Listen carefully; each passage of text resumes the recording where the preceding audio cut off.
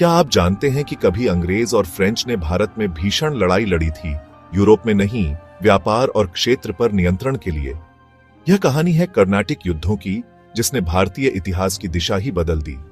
नमस्कार, यह है we the people of India का एक और एपिसोड, जहां हम भारत की विरासत, इतिहास और उन कहानियों पर चर्चा करते हैं जो हमें अपने देश को बेहतर बनाने के लिए प्रेरित करती है।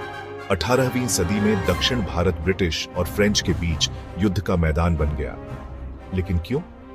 जवाब छुपा है व्यापार, ताकत और राजनीति में। एक समय में शक्तिशाली मुगल साम्राज्य अब कमजोर हो रहा था और स्थानीय शासक असुरक्षित थे। ब्रिटिश और फ्रेंच, जो पहले से ही भारत में व्यापार कर रहे थे, ने इस मौके का फायदा उठाने की सोची। लेकिन यह लड़ाई सिर्फ यूरोपियनों की नहीं थी। स्थानीय शासक जैसे कि अर्कोट के नवाब अपनी सत्ता को मजबूत करने के लिए गठजोड़ बना रहे थे।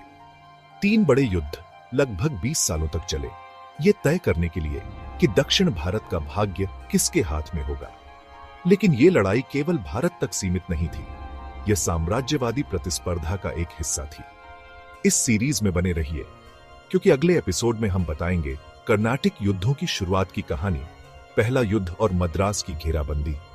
एपिसोड 2 के लिए फॉलो करें कर्नाटिक युद्धों की शुरुआत।